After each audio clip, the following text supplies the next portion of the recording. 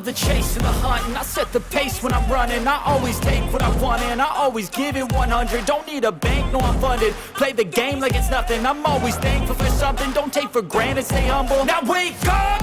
It's time to look at the enemy. Look in the mirror if he is no friend to me. It's not working out, maybe it's the chemistry. It's time to break up so I can make a better me. Better believe in your mind, cause it's everything.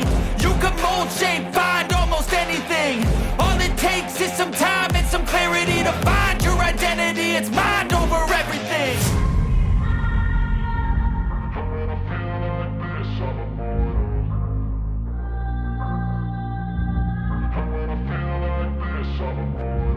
And when I feel like this, I'm immortal.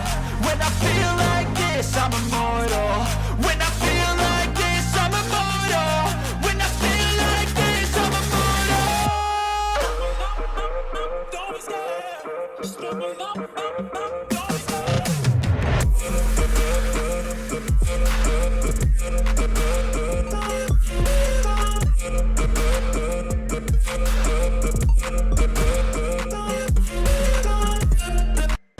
Welcome back, guys. Week 11 recap here. We're getting closer to the playoffs. Playoff race is heating up. Some divisions are coming highly contested, so it should be interesting who's going to win the division, who's going to get that number one seed, get that first round bye, who's going to be the 3 wild card teams for each conference. I mean, the games are coming closer and closer each week. There's a lot of good games happening right now. DJ, how you feeling? You feel ready for the playoffs? You try and make that playoff push to get to that number one seed? Yeah, what's good, everybody? I'm glad to be back for another recap. I'm feeling pretty good. Had a tough loss last week, but it is what it is. I'm trying, guys, bear with me a little bit. I'm still trying to recover. This is Sunday after that crazy Steelers game. I'm trying to get my life back together, but yeah, I'm feeling pretty good. No concerns really. I need to change my playbook up some, so we'll see how that goes this week. I mean, getting towards the middle of the season, you see if same things are working, if things not working. If people are able to catch it faster than other people, it gives them a huge advantage up over people. But moving on, we're going to change it up, make things a little bit shorter. We don't have a Q&A today, but we have records might be broken. I mean, it is Madden, and Madden's always off with the people, and that record's going to be broken. We're going to start out with Mike Williams. Mike Williams has 18 receiving touchdowns, only 5 off of Randy Moss.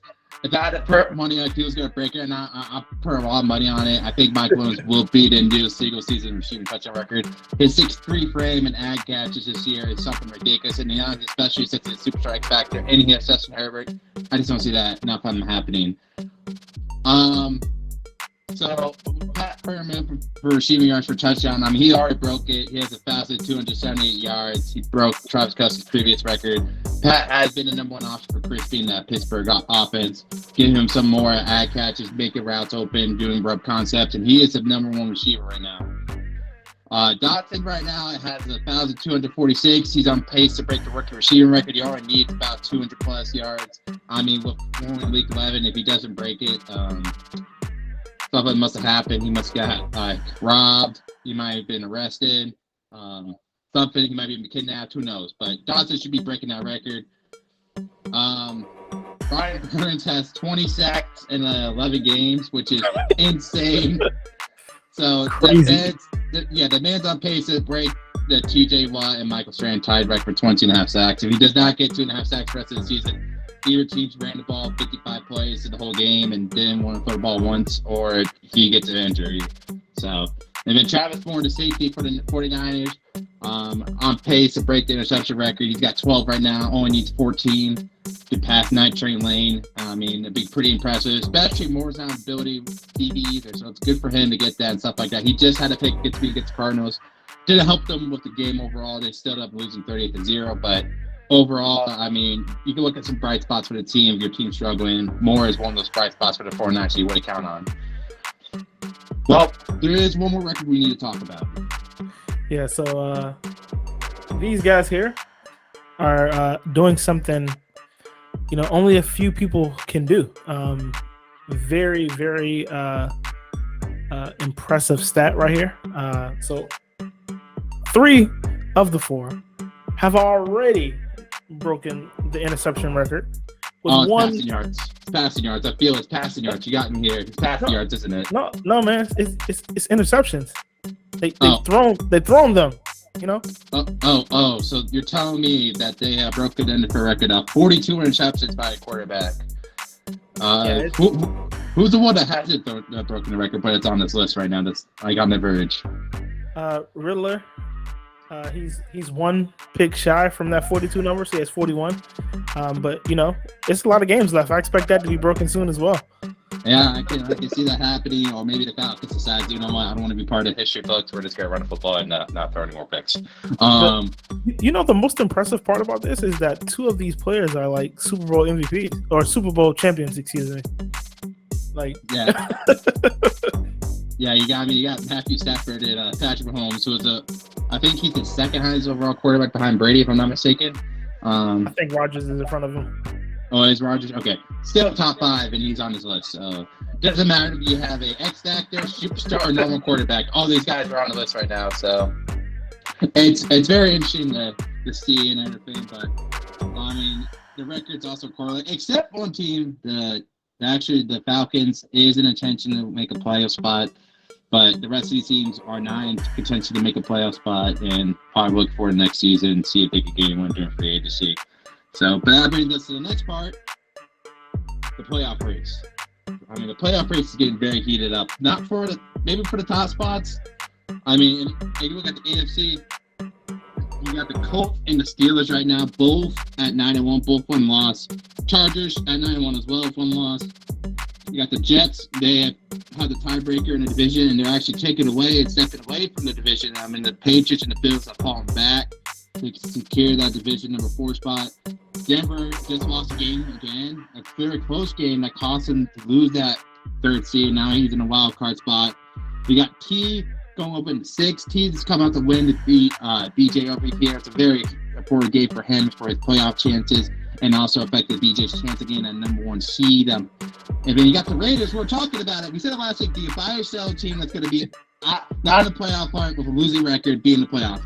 The man was in a losing record. He was a 0-4. Could have won the game. Could have bought anything. And now he's down 5-4. The man is coming back alive. I don't know what he did as offense. I don't know what the defense did. I don't know if they had a kumbaya session with Derek Carr, Devontae Adams, but the Raiders are revived. But the problem is, you got the number 3 and the number 5 seed in your division. You got to play them again. And you also got tough games coming along the road. I remember the Raiders had to play Steelers still. There's a lot of tough games coming up. It's not going to be easy really to secure that 7th seed.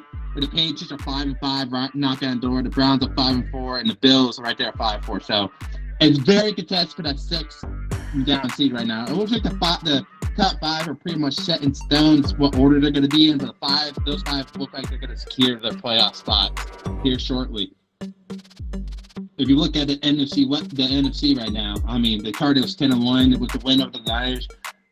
Fun fact, the Cardinals win their next game and the 49ers lose, the Cardinals will walk up the division, and they will clinch the division no matter what, be no lower than a 4 seed. But me personally, I have a chance to get in that first round bye. With BJ's loss, it gives us the game buffer now. Now we have that 2-game advantage, depending on how tiebreakers start. But at least getting that 1-game buffer is very huge, and it's going to be very helpful.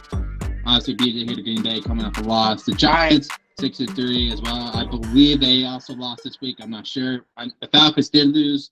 They dropped 6-4. Got the Vikings right there. That battle for that 2 seed or win the NFC North could be very interesting. You got Tampa Bay Buccaneers coming back into the playoffs with a losing record. And we got Detroit Lions coming back with a losing record and back in the playoff. But you also got the Saints, the Cowboys. You see right there, the 49ers are 4-6. If the Cardinals were able to win, the 49ers lose, obviously you get the math. It will be the division wrapped right there. BJ, how are you feeling about this? Was there any intriguing things you see playing out right now? So first things I noticed is that I guess I was just too wrapped up in 2K this weekend that I didn't know that Cam lost. Like, when did that happen? Oh, you didn't see that game? Oh, Cam, talking about the Raiders. The Raiders did beat Cam this weekend. It was on the Friday advance, so week 10-ish. I think advance week 11, not week 11, but week 10-ish, and we already made a video for it, stuff like that. That's when that happened. And Raiders blew at Cam, there was some bad blood, there was some beef going back and forth. Fuck about the brawl. There's a lot of drop games that they played like 5 or 6 times and stuff like that. So maybe strategically played by the Raiders. I mean, I'm not saying they did that, but I mean, that'd be pretty funny if he actually did. But just while they lost the interception, the game got out of hand. We also had, of course, the 42 going over it, which is a warning because the Raiders beat Cam 63-14. So it wasn't a good look. It wasn't great. Was that bad?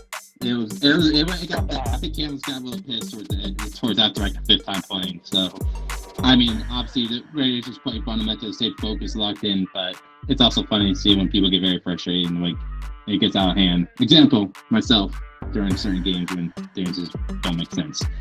But that'll be a different story, different topic. But however, it's very interesting to see that. I mean, the power rankings coming after week 12, the second to last of the regular season power rankings will be very interesting to see who takes over as the number 1 spot.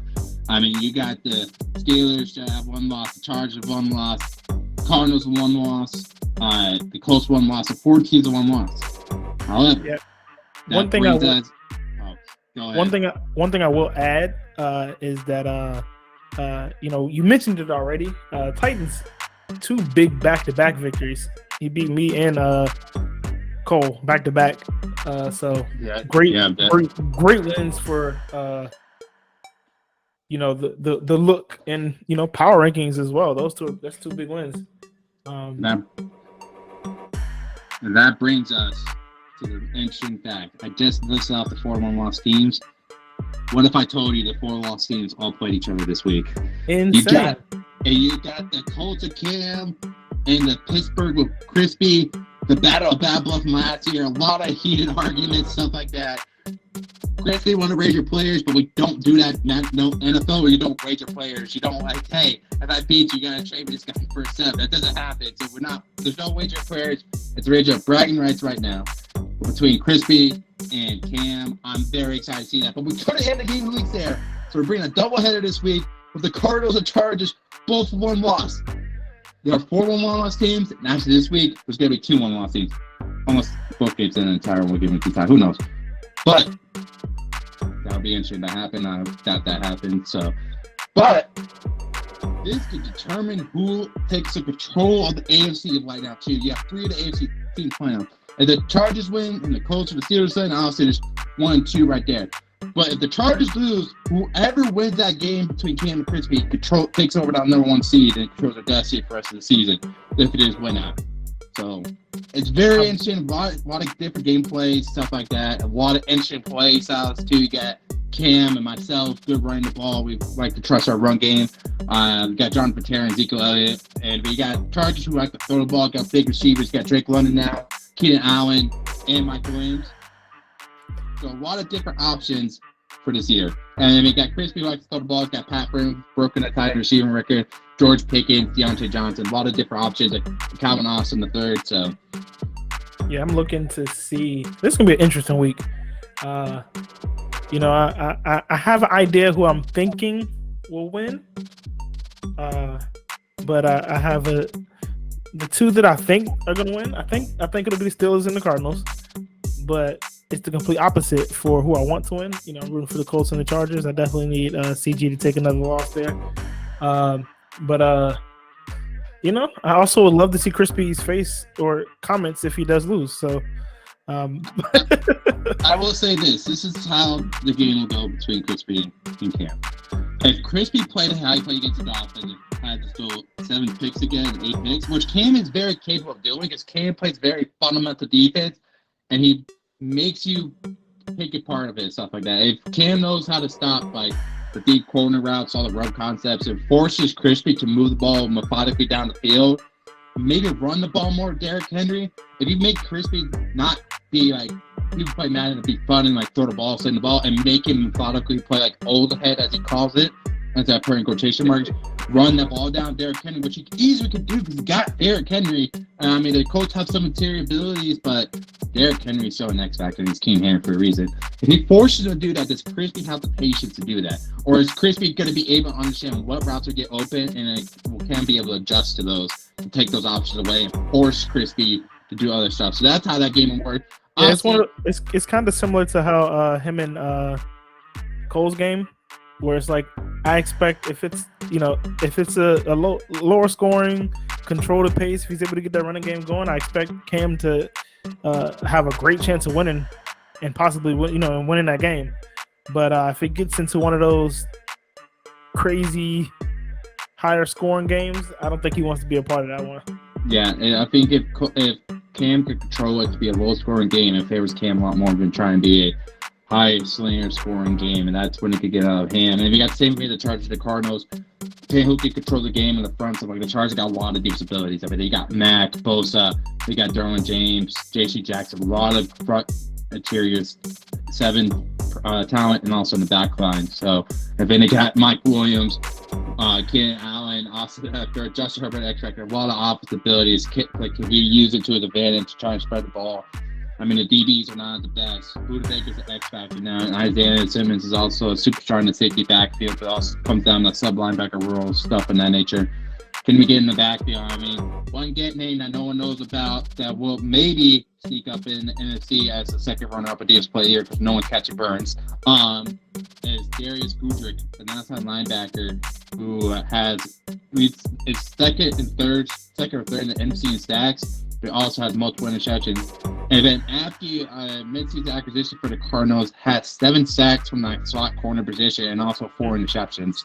So maybe design blitz to get him in there and use his speed to his advantage, or maybe try to create some pressure situations that force Justin Herbert to make faster reads and throw the ball in there. So it should be interesting. But shorter week, no Q&A this week. We might be bringing on it. I'll say this: if Crispy wins, if Chris wants to be on, or if Crispy wants to talk about the loss, we might bring Crispy on next week. I know we've been talking about it, been hinting on Crispy wants to come on, and we're like, as we push it off, not because we don't want Crispy, it's because you got the commissioners come on first, stuff like that. We had Cole and Cam come on first, so now we might bring Crispy on. We might bring on the #1 potential pick, either the Eagles, maybe the Jacksonville Jaguars, the Chiefs. Maybe bring them on, so like see what their thoughts are. Maybe Seattle with their #1 picks as well.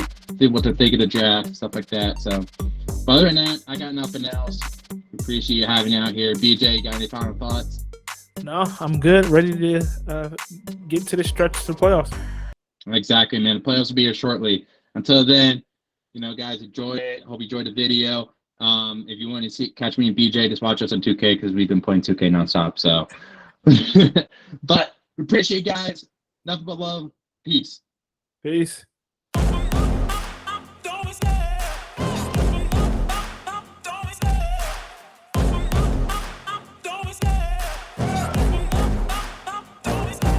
Love the chase and the hunt, and I set the pace when I'm running. I always take what I want and I always give it 100. Don't need a bank, no I'm funded. Play the game like it's nothing. I'm always thankful for something. Don't take for granted, stay humble. Now wake up, it's time to look at the enemy. Look in the mirror if he